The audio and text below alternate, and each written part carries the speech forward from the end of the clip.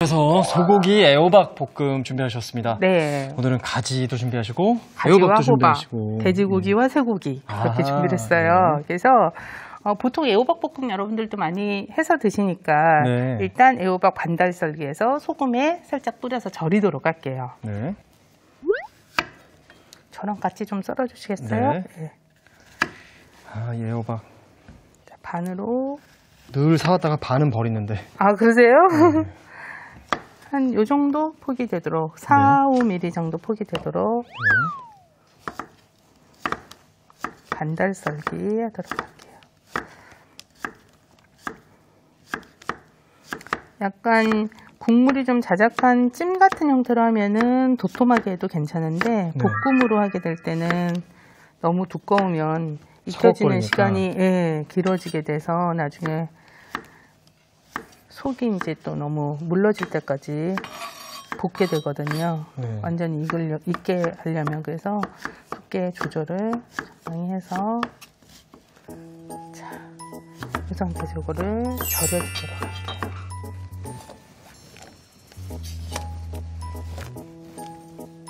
호박을 넣고 호박 한 개당 소금 한 작은술 정도를 넣고 한 20분 정도만 재워주시면 나중에 호박에 따로 간을 하지 않아도 될 정도로 간이 들거든요. 그래서 소금을 좀 넣고 쫄깃쫄깃해지기도 하죠. 약간 수분이 빠지면서 애호박도 이제 그러니까 바로 먹는 게 아니군요. 이렇게 소금에 꼭 절여줘야 되겠네요. 그냥도 볶으셔도 되지만 그냥 볶게 되면 굉장히 쉽게 물러지면서 부서지기가 쉬워요. 그래서 한번 소금에 절여서 가지고 있는 수분을 좀 빼주면서 소금 때문에 형태가 조금 단단해지면 볶아도 쉽게 그 형태가 무너지지 않게 되죠. 네. 자, 이렇게 해서 잠깐 두도록 하고요. 그 사이에 같이 넣을 고기 양념을 좀 해보도록 할게요. 자, 요거는 쇠고기 불고기감인데요. 네. 그냥 불고기 좀 해먹다가 고기가 좀 짜투리처럼 남았다 하면은 다진 고기도 상관없고 불고기감도 상관없고 덩어리면 조금 얇게 자르시면 되니까 이렇게 잘라서 한 100g 정도만 준비하도록 할게요. 네. 자, 이것도 양념장 만들어서 좀 재워보도록 하겠습니다.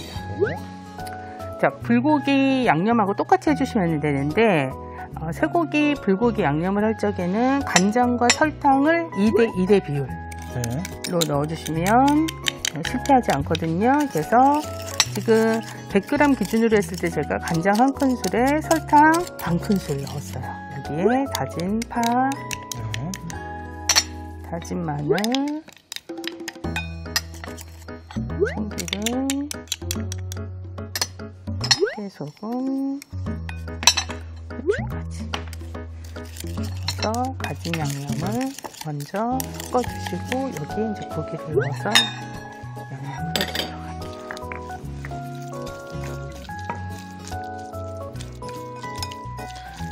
이렇게 양질의 소고기가 들어가면은 네. 애호박 볶음 안 먹고 호박 안 먹고 고기만 쏙쏙 골라 먹는 친구들이 있거든요. 네. 어떻게 하죠? 그런 친구랑 놀지 마세요. 제가 그랬습니다. 자, 그러면 호박 절여진 거를 물기를 좀 가볍게 짜보도록 할게요. 네.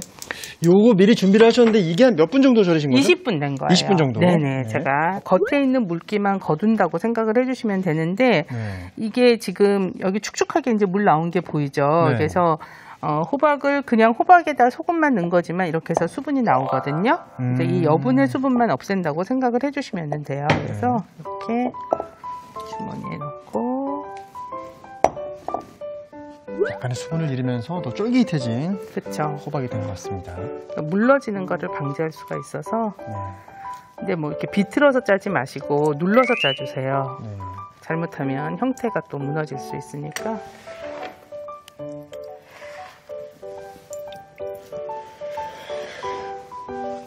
자, 이 정도로만 물기를 짜줘도 조리되는 시간이 짧아지고 또 약간 그 호박 특유의 질감이 물러지거나 부서지지 않는 형태로 조리가 가능하거든요. 자, 그러면 이 상태로 이제 조리를 하러 가보도록 하겠습니다. 자, 팬을 달궈주시고 자, 호박만 먼저 넣도록 할게요.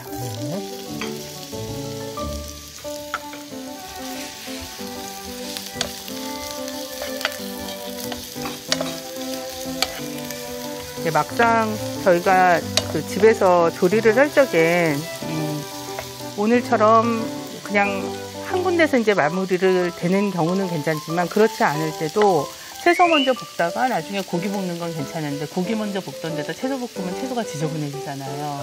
그러니까 볶으실 때도 그런 거를 조금 생각을 하셔서 깨끗한 순서부터 볶아 나가면 프라이팬 하나를 쓰더라도 대신 씻지 않고 계속 이제 사용이 가능하죠.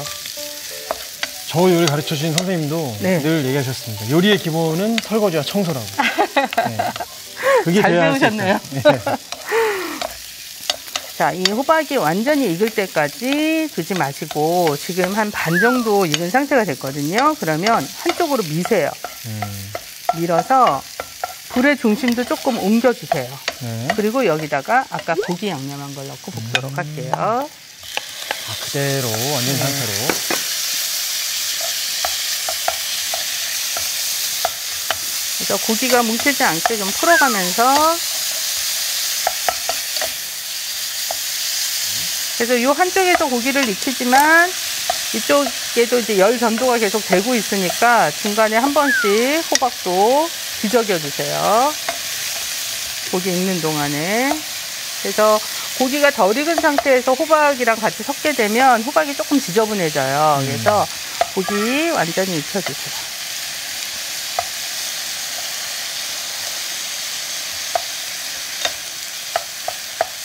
좀 전에 우리가 가지는 돼지고기하고 같이 조리를 했잖아요. 근데 소고기, 호박은 또 소고기하고 굉장히 또 잘 어울리거든요. 그래서 고기가 완전히 익었죠. 그러면 이제 호박을 데리고 오세요. 데리고 오는데 호박은 아까 소금 간을 처음에 했었잖아요. 그래서 다시 더 다른 간을 하지 않아도 되거든요. 야, 확실히 따로 볶으니까 고기는 고기색을 갖고 있고 호박도 맑은 색을 유지하니까 보기에도 예쁘네요. 그렇죠. 자, 그래서 두 개가 어우러지게 볶아지고 호박이 적당히 아삭하면서 덜 익은 느낌 없이 볶아지면 그게 저 양념 좀 주시겠어요? 네. 자, 통깨 좀 넣어주시고 고추도 조금 넣어주시고 이거는 붉은 고추 좀 전에 가지 위에 얹은 것처럼 썰은 거예요. 조금 넣어서 같이 볶아주시면 좀 더 화사한 색이 살아나죠. 이게 양념이 자극적이지가 않아가지고 어르신들이나 애들이나 다 좋을 것 같아요. 그래서 그냥 호박만 볶았을 때보다는 좀 더 고급스러운 반찬이 만들어지게 되죠. 그래서 그 남는 소고기가 좀 있을 때는 냉장고에 있는 호박 꺼내다가 이렇게 만들어 보시면 좋겠어요. 자, 담아볼까요?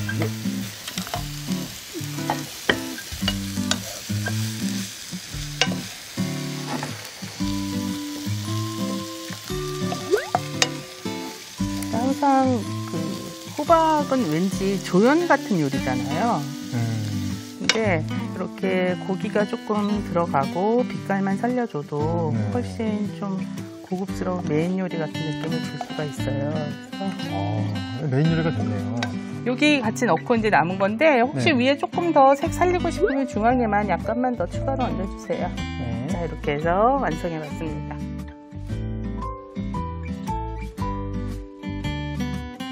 네, 이렇게 소고기 애호박 볶음이 완성됐습니다.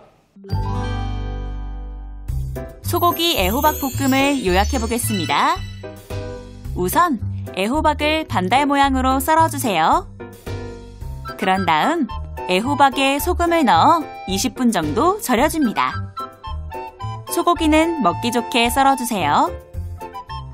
진간장, 설탕, 다진 대파, 다진 마늘, 참기름, 깨소금, 후춧가루를 섞은 뒤 소고기를 넣어 버무려줍니다.